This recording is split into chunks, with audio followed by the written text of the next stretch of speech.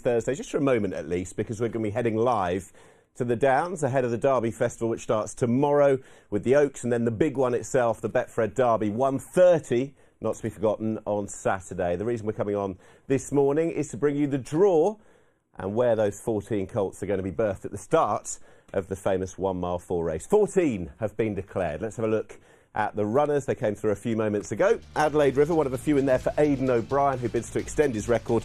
He's already the winning most trader in the history of the race with 8. He's got 3. Adelaide River is the first of them on the list. Arrest, the final Derby ride for Frankie Dettori after Authorised and Golden Horn. He bids for 3. Artistic Star, Rafe Beckett, August Rodan.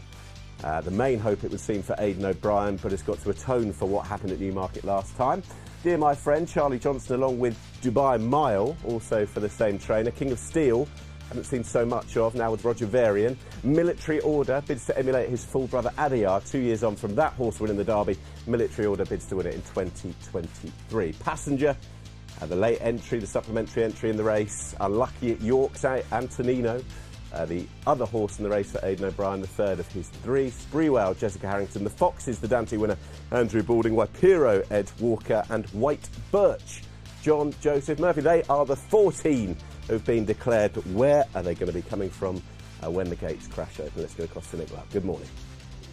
Good morning, Nick. A cool grey morning here on the Downs, but no sign of any rain, and nor is there any in the forecast. Clerk of the course, Andrew Cooper, will be joining me very shortly. But first, we must perform the draw for the 2023 Betfred Derby. Race first run in 1780. Stalls were introduced in 1967. If the full field of 14 stand their ground on Saturday afternoon, it'll be the 4th time that 14 runners have taken their chance in the blue ribbon.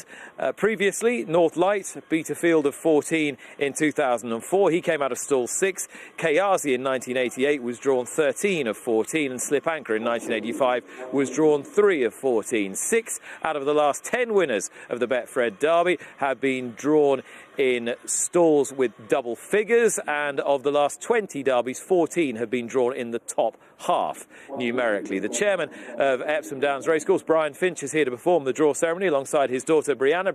Brian, good morning. Chilly morning, but we are looking forward to a great weekend. A little busy on the site today, but yeah, good morning, Nick, and excited to see what we come up with today.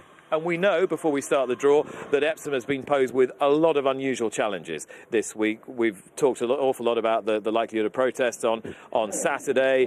We know that this is a race that now has to be run at 1:30 because of the Cup final. But is there enough to encourage you that this will still be a great sporting occasion? I promise you, Nick, we've got so much lined up on the hill for starters. There'll be a lot of activity there for anybody that's coming. And on the stands, we pretty full. Lots of space still, but pretty full. So there'll be a great occasion. I think it'll be tremendous, and we've got a great field as well. Ultimately, we're here for the racing, and I'm quite excited by the cards we have, and it'll be a good spectacle over the 2 days. I spoke to your chief executive, the Jockey Club, Nevin Truesdale, yesterday. He was encouraging people to come racing. Don't be deterred. Come racing. There is still room to the hill, to the grandstand, anywhere you like. Absolutely. I took a walk around here yesterday, as was Nevin, and it's still a bit of a building site. It'll be done by close of play today, but there'll be a lot of activity happening here. So please, anybody who wants to rock up on the day, please do so. You'll enjoy it. It'll be worthwhile. Your daughter Brianna with you. Brianna, great to see you here. I know I see you quite regularly at the races. You're a big fan, aren't you? I enjoy it. It's fun. It's a lovely day out, and I love being here to support my dad. So yeah. And I know, Brian, that you're very keen to get as many younger people to the races as possible. Absolutely, Nick. The sport needs that. We all got hooked by this wonderful, fascinating sport as kids, and that's our job now, to make sure that the next generation get a chance to experience what we've experienced and grow to love it and cherish it like we do. Well, against the gentle hum of nails being hammered and leaf blowers and drills and commentary tests, we're going to perform the draw for the Betfred Derby. So we will kick off then, Brian. I've got to say that Rob Sage, our adjudicator from the British Horse Racing Authority, is here just to make sure everything is done properly. The 14 names are in Brian's drum and the 14 numbers are in Brianna's drum. It's very straightforward. I'll be giving you some draw statistics along the way, but Brian, I'll let you kick off with the first horse. I'll give this a little spin. So it's all done. There we go. Beautifully done. Yeah. Proper pro. And I'll start here. Horse number 5, OK, horse number 5 is Dear My Friend. Now, Dear My Friend is one of 2 runners in the race for Charlie Johnston, the only other person, aside from Aidan O'Brien, with multiple runners in this year's race, and his father Mark was second in the race with DXB. Dear My Friend, then, Brianna, will come out of which stall? Look away. Number 1. Dear My Friend gets the inside berth. Habitually considered not an advantage, but Adayar bucked the trend in 2021, and prior to that, Oath was successful from stall 1 in 1999 under that brilliant ride from Kieran Fallon. All right, give that a go.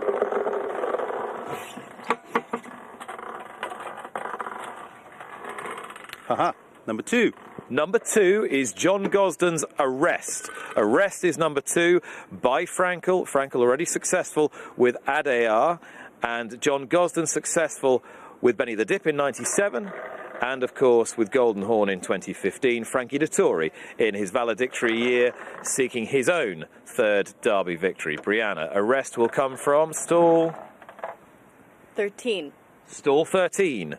1 from the outside for Arrest. Stall 13 has not been successful for an awful long time. Indeed, the last time stall 13 was successful was also in a 14-runner field. That was Kayazi's Derby in 1988.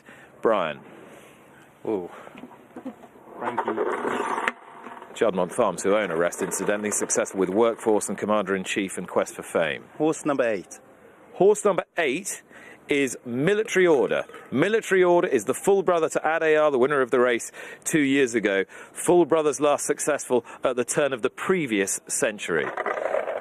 So Godolphin's Military Order, another one by Frankel, Stall number 9. will come from stall number 9. Military Order from stall number 9. Last successful High Chaparral in 2002. Stall 9. Charlie Appleby looking for his 3rd Derby after Massar and this horse's brother Adayar. I have got horse number 10.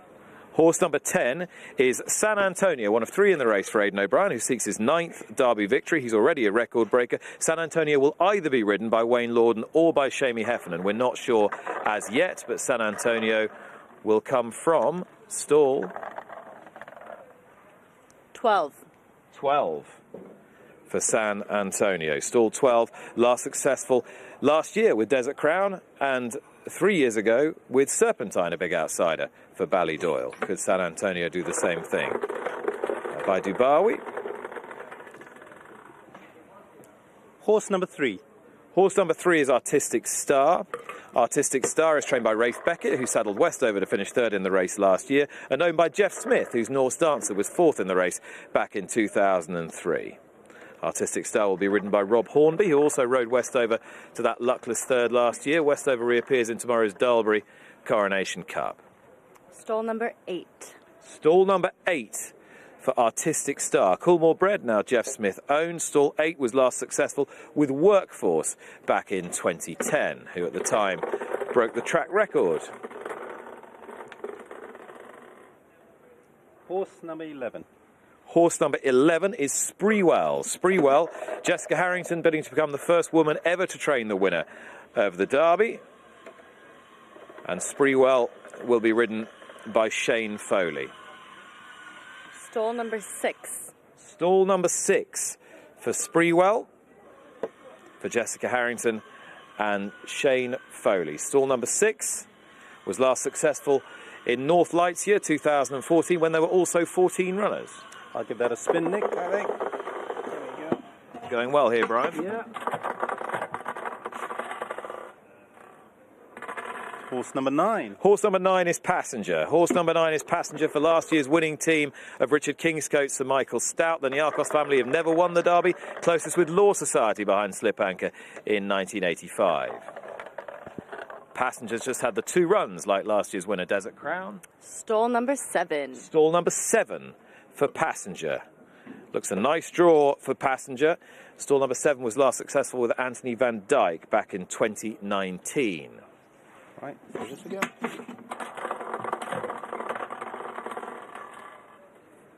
Horse number 7. Horse number 7 is King of Steel. King of Steel for Roger Varian. First run for Roger since leaving Dave Lockdown. For Ammo Racing, who was second in the race with Mojo Star 2 years ago. Brianna. Running out of stall number 4. Stall number 4. Stall number 4 for the giant King of Steel, son of Wootton Bassett. Stall 4 last successful with the great Caesar Stars in 2009. Brian? Horse number 6. Horse number 6 is Dubai Mile, another one for Charlie Johnston. Dubai Mile runs in the colours of Ahmad Al Sheikh, who's been second in the race with Khalifa Sat, and also with Hu Yamal. Loves a runner in the Derby. Could this be his chance? Son of Roaring Lion, who also has Running Lion in tomorrow's Betfred Oaks. Where will Dubai Mile be coming from? Stall number 5. Stall number 5. Camelot emerged from stall 5 to win in 2012. Charlie Johnston's father, Mark, never successful in the Derby, but had DXB finish an excellent second. Horse number 4. Horse number 4 is Auguste Rodin, the favourite for the race by Deep Impact out of Rhododendron for Aidan O'Brien, seeking a 9th victory in the race. Ryan Moore looking for a 3rd win after Workforce and Ruler of the World. It's 10 years since that Derby win on Ruler of the World. Stall number 10. Stall number 10. Stall number 10 it is for Auguste Rodin to the outside. Massar came from stall 10. So did Ruler of the World. So did Sir Percy. So did the Great Galileo. So did Generous Quest for Fame, Nash One, Reference Point, Sharistani and the Minstrel. Stall 10's not been a bad gate. I think they'll be pretty happy with that. I think they will. All right, Auguste Rodin gets stall 10. Aidan O'Brien looking for a 9th success in the Derby. Horse number 12. Horse number 12 is the Foxes. Horse number 12 is the Foxes for Andrew Balding, who has been second in the race himself, including last year when he also saddled the 4th. The Foxes owned by King Power Racing, ridden by Oisin Murphy. Stall number 3. Stall number 3 for the Foxes. The Dante Stakes winner gets stall number 3. Stall number 3 was last successful with New Approach back in 2008 under that daredevil ride from Kevin Manning. And last year's winner, Desert Crown, also took the Derby Dante route. Horse number 1. Horse number 1 is Adelaide River, another one for Aidan O'Brien by Australia, the winner of the race in 2014, either ridden by Shamie Heffernan or by Wayne Lorden. Heffernan successful on Anthony Van Dyke in 2019. Brianna. Stall 14. Stall 14, the outside for Adelaide River. So the 2nd and 3rd strings for Ballydoyle in 12 and 14 and the 1st string in 10. So Ballydoyle all to the outside here. Yeah, that'll be interesting, and I'm sure race tactics, as always, will play its part in this race. It just makes for a fascinating race, I think, Nick. It certainly does, Brian. You've got a couple more to draw. One of those is horse number 13. 13 is Waipiro for Ed Walker, who had the favourite for the race in English King a couple of years back. This one another by the 2014 winner Australia. Waipiro will be ridden by Tom Marquand. In stall 11. Who's been second in the race on Khalifa Sat. Will come from stall 11, Waipiro, in the colours of Mr. Xu, who's also campaigned the half-brother Waikuku very successfully in Hong Kong. It's an empty bin. The last horse, horse number 14. Horse number 14 is White Birch in the colours of Chantal Regalado Gonzalez, who's qualified, won the Oaks a few years ago at 50-1. This one by Ulysses, who ran in the Derby and is also the sire of Passenger. John Joseph Murphy with his first Derby runner. Stall number 2. And stall number 2 for White Birch, which has never been successful in this race. But trends are there to be bucked. And that completes the draw for the Betfred Derby 2023. I am just looking at Rob Sage from the BHA. He's given the thumbs up. Are you happy, Chairman? Thrilled, delighted. I think we've got a fascinating race coming, Nick, and can't wait for Saturday. Excellent. Brianna, thank you very much. You looking forward to the weekend? Very excited. It's going to be a wonderful 2 days of racing. Fantastic. And in a moment, we will be speaking to the clerk of the course, Andrew Cooper, to get his assessment on how the ground might play. But first of all, let's head back to Nick with confirmation of where your fancy comes from in the 2023 Betfred Derby. Yeah, thank you very much indeed. Enjoyable morning as ever. Let's make it official, the BHA there to oversee. Thank you indeed to Brian and his daughter. Big weekend at Epsom. Let's confirm for you the declarations we brought you earlier. Allied to their now post position. Dear My Friends is to come out of 1. We've just talked about White Birch's berth in 2, which isn't ideal. The Dante winner, the Fox, is out of 3. King of Steel, 4. Dubai Mile out of 5. Spreewell is out of 6. Anthony Van Dyke, the last winner to come out of 7. That was back in 2019. Might the Supplemented Passenger come out of that draw and win 4 years on? 85,000, the supplementary fee. Artistic Star is to break from stall 8. Military Order is going to be coming out at 9. That's the same stall that Harzand came out of back in 2016. They've touched on the fact that 10 has been so significant. Most recently, Massa in 2018. And 10 years ago, Ruler of the World.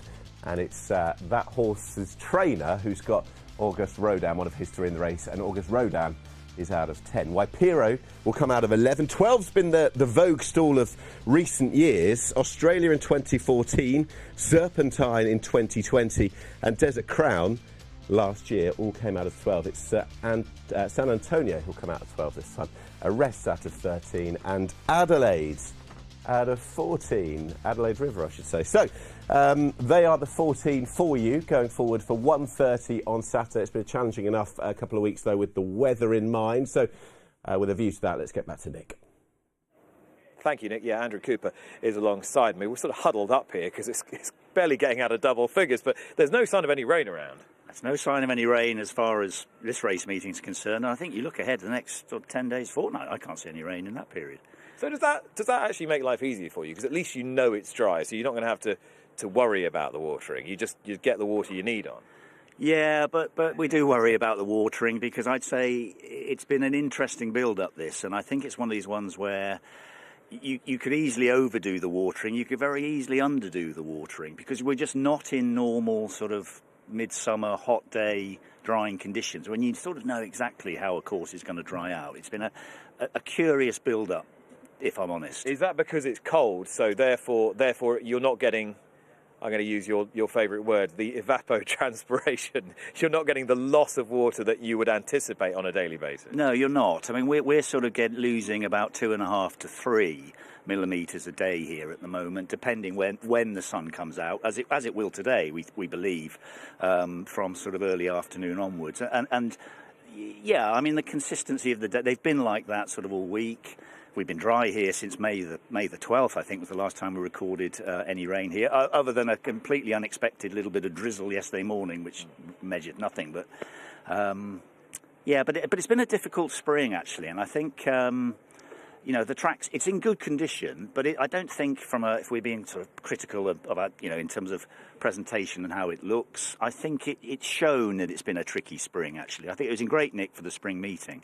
But particularly this dry spell later on, even with our sort of usual timing of fertiliser applications and all that, it's a nice racing surface, but it's sort of in terms of its vibrancy. The perfectionist in you wants it to look a little greener and lusher. Little greener and lusher. As I say, grass cover's fine. It looks better in sunshine than it does on a dull morning like this. You know horses are colourblind. They don't mind, as long as you provide a safe, sound, even racing surface. Absolutely. And no, I agree. And funnily enough, we were the team walking it at 6 this morning. We said that. At the end of the day, we're being critical, saying, oh, that doesn't look... But what really matters is what the horse is feeling underneath. OK, so we're talking about top-of-the-ground horses, aren't we, when all is said and done? Well, I think Saturday's that way. I mean, I think the ground here at the moment... You're walking this morning, you're just about still called good, I think, in flat racing terms. Little bit tighter in places. We're expecting a dry, well, certainly dry, but a sort of warm afternoon and a similar sort of day tomorrow. I mean, I don't think, as I say, we always try and have to sort of work backwards, I think, with Saturday's ground here a little bit to some degree, because if you really started tomorrow on good to firm on a warm afternoon, you're going to be sort of good to firm in places here, sort of overnight, unless you start trying to do something with it. So it is tricky, and I know it's an extremely emotive subject, but I think we try and do the best we can. And as you say, I think an even, consistent surface is what you're hoping to provide. But I wouldn't necessarily say, as we speak, sort of top of the ground. I think it'll sort of be getting to that as the meeting progresses, and as we get closer to it. But it's got to just dry a fraction to that from where it is now. Okay, and that is because you're on downland turf, you're up and down, you're undulating. You can't prepare a racecourse like this as you could a Doncaster, a York, a Newbury, a Pan flat track. No, or even a Sandown, to be fair. I mean, I think certainly something like the hill, the downhill section of the hill, we really have a sort of unwritten rule that we don't water that almost within 48 hours of the meeting. Otherwise it's too slippery. Or slippery, or just rides well for a couple of races and then chops up. Because it just had the sort of irrigation hasn't sort of had a chance to settle down and penetrate. So we're careful there in terms of the lateness you'd go with any watering. Although you try and get a decent amount into it early, so it isn't fast or firm, because obviously clearly it is the downhill section of the course. Andrew, best of luck for the weekend. I know there are challenges ahead. Fingers crossed for an excellent weekend weather-wise and a trouble-free one in all other respects. Thanks, Nick. Andrew Cooper, the clerk of the course here at Epsom Downs. Nick, it is back to you. That is our job done for today. Just confirmation that 14 horses have been declared for the Derby. And just reading them out again, Dear My Friend in stall 1, White Birch in 2, The Foxes in 3, King of Steel in 4, Dubai Mile in 5, Spreewell in 6, Passenger in 7 for last year's Winning Connections, Artistic Star in stall 8, Military Order in stall 9, and then really it's Ballydoyle all the way out, to be honest with you, with August Rodan drawing stall 10, Waipiro for Ed Walker in 11, then the Ballydoyle second string San Antonio in 12, Arrest in 13, Adelaide River in 14. That is the Betfred Derby 2023, back here on the Downs bright and early tomorrow. Nick, thanks so much.